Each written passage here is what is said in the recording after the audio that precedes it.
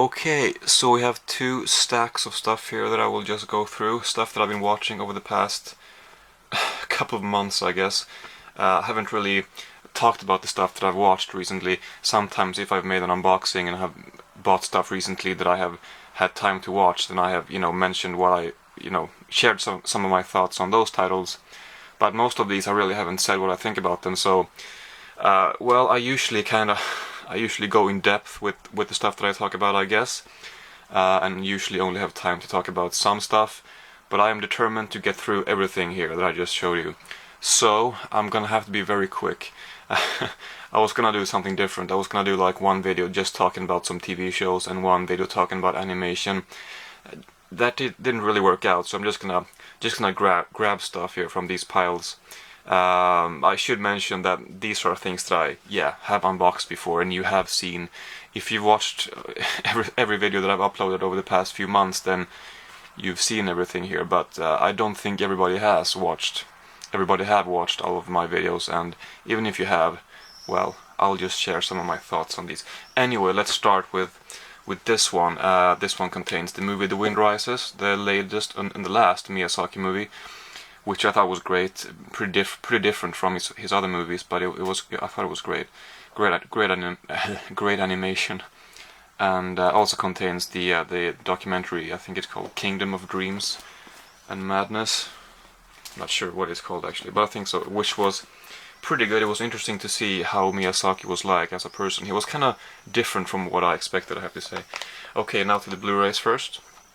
We have Der Todesking. I will actually try to do a separate review of that, but I just watched it last night and I definitely liked it more than I thought I would. So I'd like to share some of my thoughts on that one. We have Contamination. This was cheesy as hell. Really bad dialogue, bad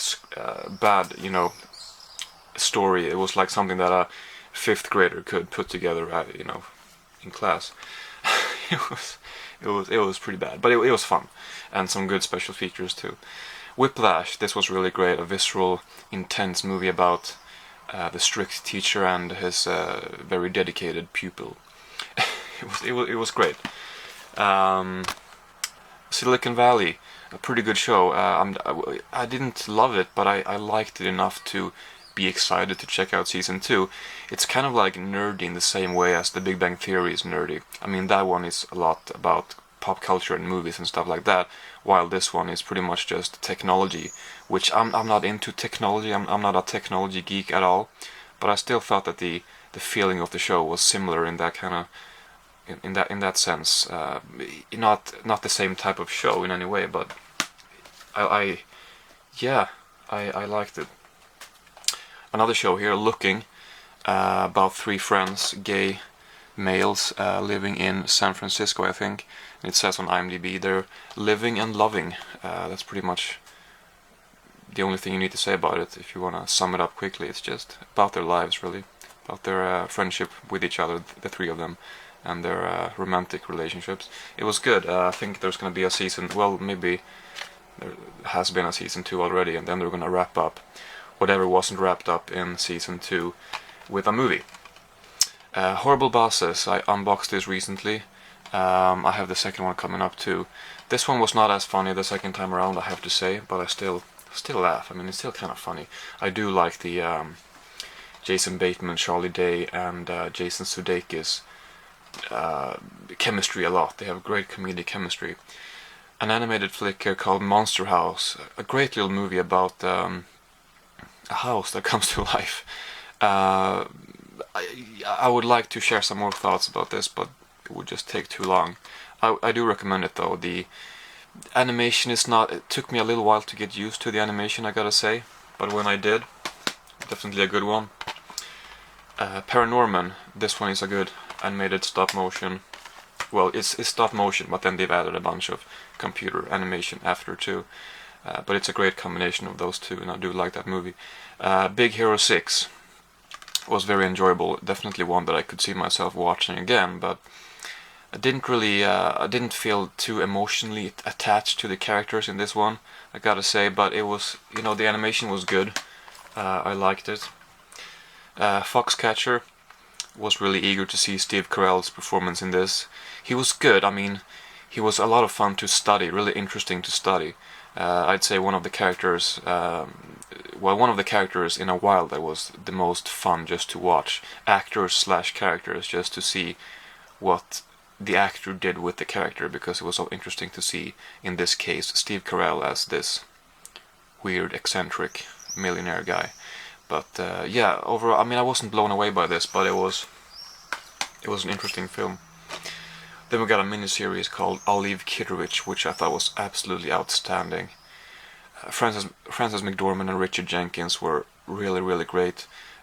I mean, Frances McDormand, she was fantastic, but I almost gotta say that I was almost more impressed by Richard Jenkins, at least in the first episode. It was just something genuine about his performance which blew me away. It also says Bill Murray here, but he's only in the last episode. But he was good too. A really, really great drama show, spanning 25 years. Highly recommended.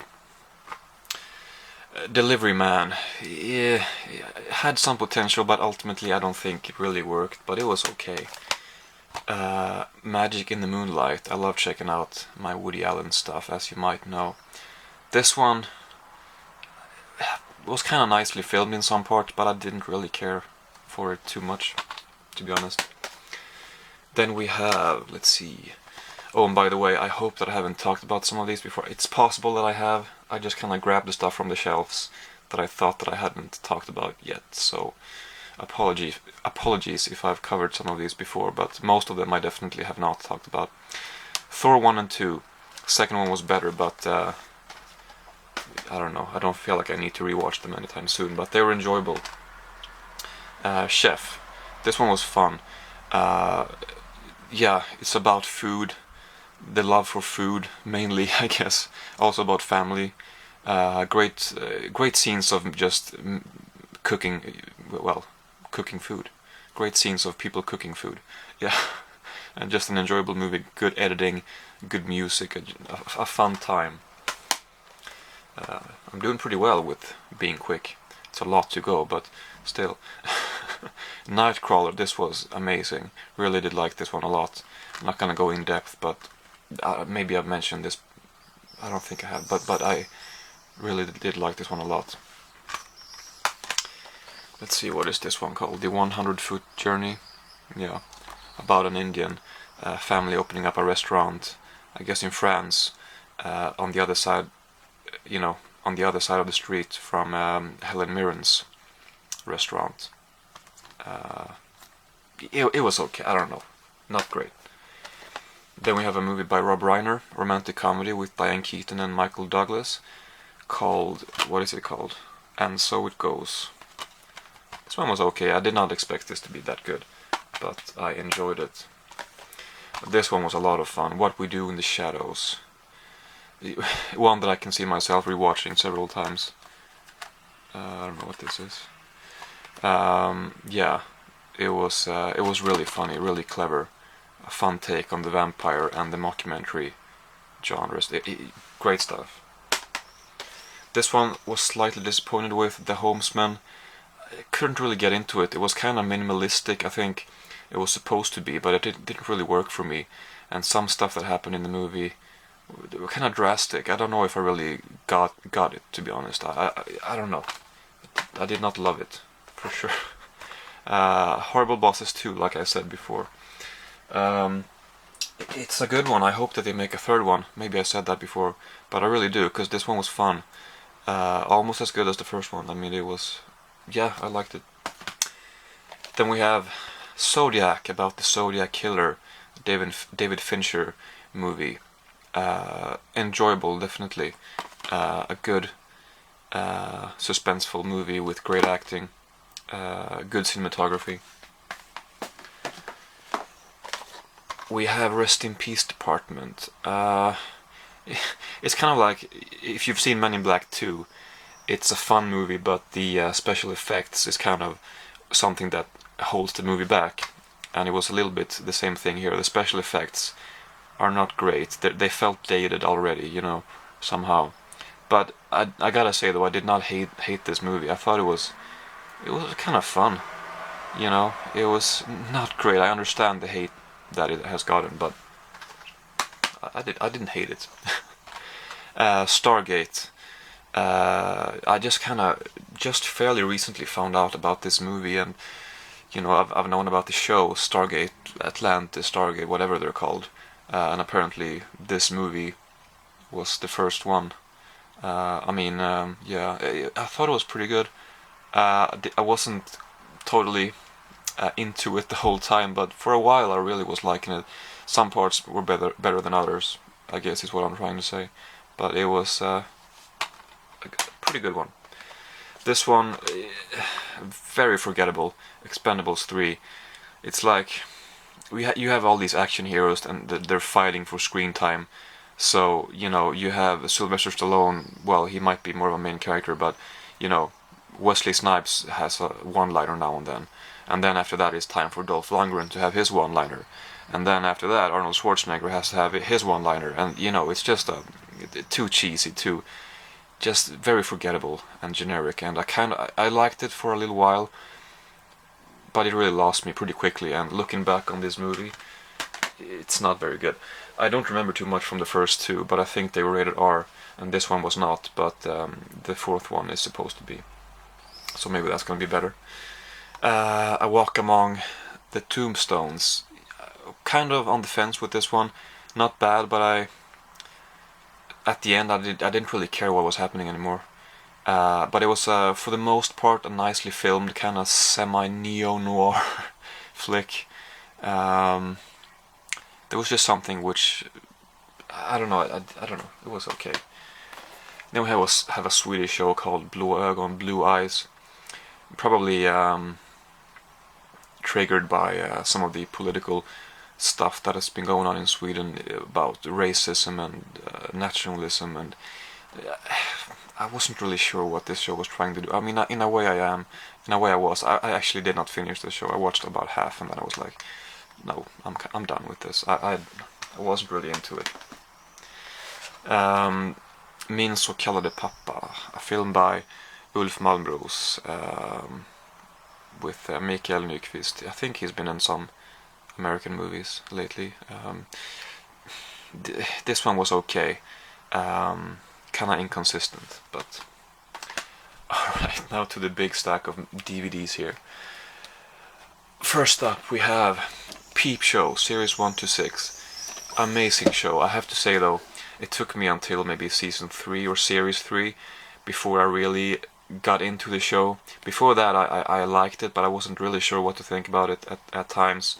But at season 3 and especially in series 3, especially in series 4, I just really started loving this, and I just breezed through the 4th, 5th and 6th series. And I have series 7 and 8 on the way. And then there's going to be a 9th one too. That's I don't think it's been made yet. I don't think there's too many details about in what stage of the production they're at the moment. But yeah, a really good show about it. What makes this show stand out is definitely the cinematography, because if you don't know, most people maybe know, I don't know, but they always film from the point of view of the characters. So if you in a show you would normally have two characters like this talking to each other, and the camera would be, you know, from this angle you're seeing now. But in this show, one character is here talking to the other character, which is who is the camera. So the characters are always looking into the camera when they're talking to each other, which is yeah, a really interesting concept. Took me a little while to get into that, but now I just can't imagine that show being filmed in any other way. Then we get something pretty different. Ruskins. It says en film, a film by Per Sjöstrand, but it's a series. I don't know. It says 7 hours 47 minutes, so I guess about 8 parts about life in Sweden in the mid to late 18th or 19th century. That's pretty much what it is. But this one was yeah, I liked it. Really great acting. I could talk much more about that one, but Hugo Caruso, the names of two siblings living together. This is a documentary about the two of them and their later years. Yeah, they're in their 80s and 90s when this was filmed, over a 10-year period, I think. And yeah, they filmed their lives until the very end. It's both funny and sad, but for the most part it's just a touching documentary. Then we have a whole bunch of volumes of American Dad. We have Volume 2, Volume 3, Volume 4, Volume 5, and Volume 6. For the most part, thoroughly enjoyed this show. I actually have Volume 7 on the way. Now I'm just spoiling my upcoming unboxings. I mentioned I mentioned that I have Peep Show on the way, and now I mentioned that I have American Dad. Doesn't matter. There you go. Yeah, I mean, I don't know, I saw Season 1 or Volume 1 back in like 2009, where I saw most of it, and then I didn't really like it that much, so I stopped watching. Then I came back to it a couple years later, which would have been in maybe 2011, but that's a long time ago too. That's 4 years ago, so it took me a while to get into, or to continue with this show, but now, obviously, well, I've been watching, I've been pretty productive with the American Dad watching. Anyway, this is a really fun show. I gotta say, I like it a lot. Not as much as Family Guy, but one thing that this show does a lot better than Family Guy, which I think Seth MacFarlane himself has said is the case, is the animation. The show looks better than Family Guy. The animation, certain scenes, certain episodes, the details of them, it's pretty impressive. Then we have a movie called 2 Days in Paris, a movie by Julie Delpy, with her and Adam Goldberg playing a couple. They are in Paris. They've just been on a trip, and now they're in Paris, where her parents live, and they're just kind of there before they're going back to the States where they live. And I liked it. There's a sequel to this too, called 2 Days in New York, I think, with Julie Delpy and Chris Rock, which I might get because this one was pretty good. A bit of a drama comedy with some really natural and realistic dialogue, I guess, and it's funny. Yeah, I liked it.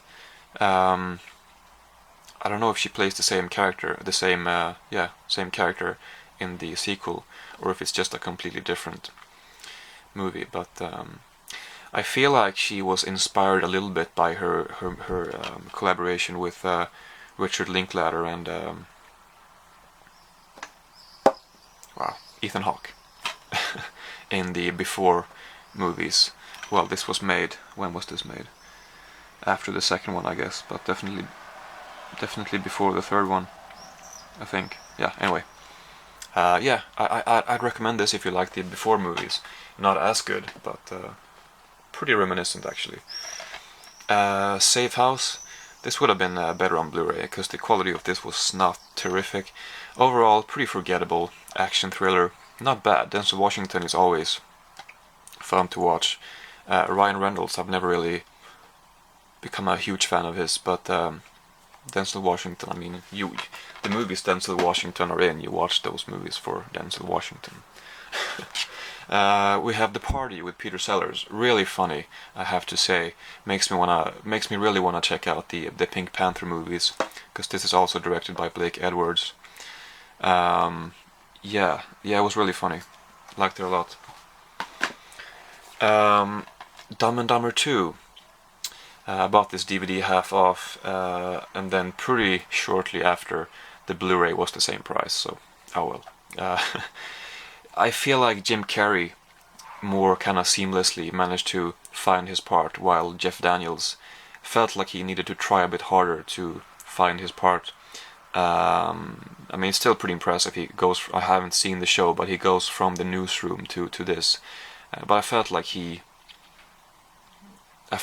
was acting his part, and Jim Carrey was his part. I don't know. I thought it was funny. It's not a terrific movie, but it was fun to see them again. You know, well, yeah. Not much more to say, I guess. Well, I could say more, but you know. Then we got a Jim Jarmusch movie, which I've been looking at to get for a long time. I never really was that eager to watch it, I guess, but it always looked interesting. Yeah, Broken Flowers. It's with Bill Murray. Good acting by him. Pretty subtle flick. An interesting ending. And yeah, I guess that's that. One Man's Justice with Michael Keaton, or it's also called One Good Cop.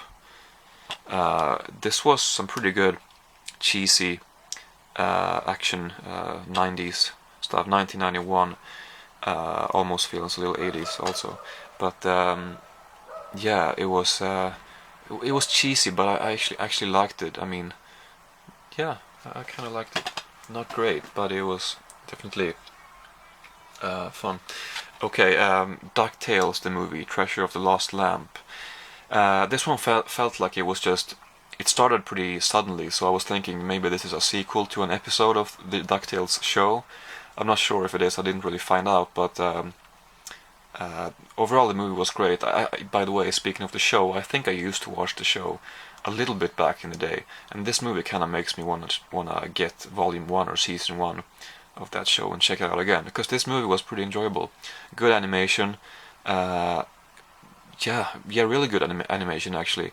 It's too bad that, well, I think I looked it up and I did not find a Blu-ray release of this, but maybe there is. Maybe I just didn't look hard enough. But if there is not a Blu-ray release, I think they should really get on that, because the picture quality of this was, well, it left a little bit to be desired. So I think it would benefit from that. Maybe some special features. This one doesn't really have anything. Yeah, I recommend this. I do feel like watching the DuckTales show now, I gotta say. And then another Disney movie here, not one of the most well-known ones, but the Three Musketeers, Mickey, Donald, and Goofy. The animation in this was not great. It was pretty... The animation, not a whole lot of detail to the animation. It felt like one of these old 30s or 40s shorts just made into a longer movie. Well, it's a short movie, but 65 minutes. Obviously a lot longer than those shorts. It felt like that, but definitely not with that same speed that those shorts has. So it was disappointing. I didn't really. I don't know what. I didn't expect to love it, but I thought it was going to be a little bit better. I didn't really like it that much. Has some fun special features on this, but the movie I can't say I'd recommend. 7 Years in Tibet. For the most part, this was pretty good. Then, excuse me, I don't know what it was. There was just something which I don't know. I don't know, but it was nicely filmed. I think the problem was Brad Pitt. Unfortunately, he was not very good in this movie. His accent. I think he's supposed to be from Austria, and I can't say I know exactly what someone from Austria, how their accent, what their accent is like, but he just did not pull it off. It just did not sound very believable, and his acting kind of suffered from that too. So that maybe more than anything made the movie a little bit too cheesy. But I don't know. It's not bad. I just don't think you should check it out because of Brad Pitt, which kind of, I guess that's what I did. But anyway. The Human Stain. This was interesting, but ultimately I failed to see what it was about, I guess. Maybe I don't know, I just didn't really get it. I was like, I don't know, man. It was, I don't know. It was kind of weird, in a way. Kind of lost me after a while, I have to admit. Yeah, I don't know. It has good actors. I mean, Ed Harris was the best, I guess, but he was not in the movie too much. But this was, for me personally, pretty forgettable. A few more to go. Madeline with Frances McDormand. It's not about her. She's a nun, and she's the, I guess, teacher and maybe guardian for all these orphaned schoolgirls. And Madeline is obviously the main character. She's one of those schoolgirls. Not too much happened in this one. I turned it off like 20 minutes. I mean, 1 hour into the movie when it was like 20 minutes left. and you know, I bought it for Frances McDormand, but I don't know. She wasn't really acting in this. She was just kind of. Never mind. I don't know. She wasn't acting. Well, I just mean that it's not like with Leave Kitteridge. You don't study her performance. It's just like I don't know. But this is based on based on the beloved children's book series, which I know nothing about. But there was also a short animation film from 1952, which is on here, and they're pretty similar. At least the beginning of this movie is very similar to that whole short. But you know, I watched it, so I included it in the video. This one I did not really like too much. Legends of the Fall also turned this one off, maybe halfway, 2/3 into the movie. It wasn't bad, but I didn't really get into it. So at the time I didn't feel like there was a reason to continue. We have Pixar Short Films Collection number 2, or volume 2. Has a bunch of short films, especially Day and Night is really good. If you haven't seen that, check that out. I'm sure it's on YouTube. Had seen that before, but yeah. Also has director's commentary for each of the shorts, which is pretty cool. And also has student films from the directors John Lasseter, Andrew Stanton, and Pete Docter. They did not direct any of these shorts themselves, you know, apart from the student films, of course. But some of these shorts are based on movies that they directed, like Bernie. I think Andrew Stanton directed Wall-E, and Bernie is a bit of a side story to that movie. That one I liked a lot too, Bernie, and stuff like that. You have Toy Story shorts and shorts from Ratatouille, one of them, and one short from Up, a couple from Cars. I did not watch the shorts based on the Cars movie because I haven't seen those movies. And then a few ones also that aren't really based on anything. But yeah, I mean, they aren't based on any existing Pixar movies. Then we have a fun, very fun stop motion movie, which is like they use toys, children's toys for the animation. It's hard to explain, but check it out. Check it out on YouTube. I'm sure there's a trailer or something. It's both for kids and adults. It might seem just really silly, but it's some great animation. Yeah. Okay, now, did I mention what the movie's called? I don't even remember what I said. I've just talked way too much. It's called A Town Called Panic. What did I say? I don't know what I said. Sorry. But yeah, the look of the movie might put you off, but check it out. It's really good, actually. Speaking of Toy Story, because I was speaking of that before, we have Toy Story of Terror and Toy Story The Time Forgot. Also has 3 Toy Story tunes, which the other Pixar collection, also Pixar Shorts collection, also contains 3 Pixar mini movies. This one is pretty good. This one is not as good. But overall a really good set, some good special features too about the making of this movie. So this is a Swedish release, but if you live in Sweden, I'd recommend you to pick this up. I'm sure you can find the other special features on the other releases from other countries. Celiac, I mentioned when I unboxed this recently that I saw it a few years ago and I didn't really fully get it, but I think I will get it more now, which I definitely did, but I still feel like I don't fully get it. I get it, but I don't feel like I can fully appreciate it. But it's a really, I feel like it's not as funny as it could be. It's really clever, and I'm sure Woody Allen did what he wanted to do, but for me I feel like it could have been funnier. This one I watched last night. It's a movie by Louis de Funès, king of French comedy, called La Tattoo. I can't pronounce it. Why am I even trying? I think it means the tattoo. This was a fun one. Towards the ending, I wasn't really into it anymore. Kind of drifted away, kind of drifted off, whatever the expression is. But for the most part, this was definitely a fun Louis de Funès flick. If you like his stuff, then I'd recommend that. Planet Hulk, I bought this a little while back, and I watched it last night. I was pretty tired last night, so I actually watched some of it again just now, before I filmed this video.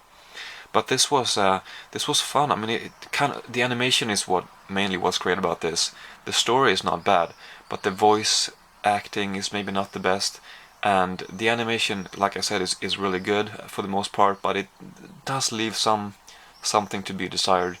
But I guess I don't know if this was that widely distributed or whatever, so maybe the budget was not super high, but still. I do feel like I want to check out some more of the Marvel animated movies. Savi has some cool steelbooks, which I kind of feel like I want to get those if my economy will allow it. We'll see about that. Orange is the New Black season 2. I can't speak anymore. I've been speaking constantly for 30 minutes. This was good. I liked this season a lot more than the first one. And I have to mention also that the ending to this series, to this season, I keep switching series and season because I jump from British and American shows, and I will keep doing that. Actually, after this, there's only comedy shows left, just so you know. But yeah, the ending to this, they play the "Don't Fear the Reaper" by holy shit, Blue Oyster Cult, or the Blue Oyster Cult, I don't know, something like that. I should know. I do know. I'm just blanking. They play that song, and along with the sequence that this season ended with, it was really touching. And overall, this season was, I think, better than the first one. So if that keeps, if they keep that up in the third season, which I heard that they do, then I'm gonna be enjoying it a lot. Alright, we're nearing the end of the stack here. Getting On Series 2, a British hospital show without any glamour whatsoever. So if you're sick of all the ERs and Grey's Anatomies, then you can check this show out. It's pretty good. I wasn't as into this season as I was with the first one. But overall, good show. I do want to get the third series as well. Happily Divorced Season 1. I think there's a second season to this, but it's not on DVD. I'm guessing this didn't do that well. But it's with Fran Drescher. Her husband comes out as gay, but they still end up living together because he doesn't move. So, the Drew Carey Show. I think this is the only show that I mean, I know that this is the only season released on DVD because of music rights issues, which is too bad because I enjoyed it. I mean, it's not a great loss that I won't be able to continue on with this show, provided that they do release more on DVD. But I mean, because I don't download. But still, it would have been fun to continue because I did enjoy this show. I'd never really watched it before. You can see the other titles here in the stack now because it's getting so small. Gavin and Stacey. This was fun. I'll just mention that the main reason why I bought this next title is because, what's his name? Rob Brydon. He was so great in this one. So I looked up what else Rob Brydon had been in. And one of the things he had been in was this, Marion and Jeff, which I looked up. I was gonna order this, but then I actually found it on, rather surprisingly, at a local second-hand store. So I picked it up and I enjoyed it. I actually have more spoilers. I actually have series 2 on the way. It's just him in a car talking to a camera. I'd recommend you looking it up because it would take a little bit too long to cover this in this video, but I liked that a lot. And then Alan Partridge, the complete collection, but not really. There are a couple more DVDs and then the movie. But this has the Knowing Me, Knowing You fake talk show, as well as the Knowing Me, Knowing Yule Christmas special. And then I'm Alan Partridge, Series 1 and Series 2. Wasn't a big fan of the talk show. It was funny, but I'm just not a big... I guess that whole concept is not something that I like too much. But this show, I thought this was going to be a mockumentary, but it's not. It's just about his life after this. The character Alan Partridge, his life after his talk show comes to a catastrophic end. This character is a lot of fun. Steve Coogan does a great job as Alan Partridge, and yeah, I'm gonna get some more of this and more Steve Coogan stuff. Okay, the battery's blinking. I'm glad that it didn't cut me off, because I thought it would. But anyway, that's that. Thank you for watching. I know this was a long ass update, even though I was super quick with most things. I'm almost getting a bit hoarse now. I've been talking too much. Yeah. Okay. Thanks for watching.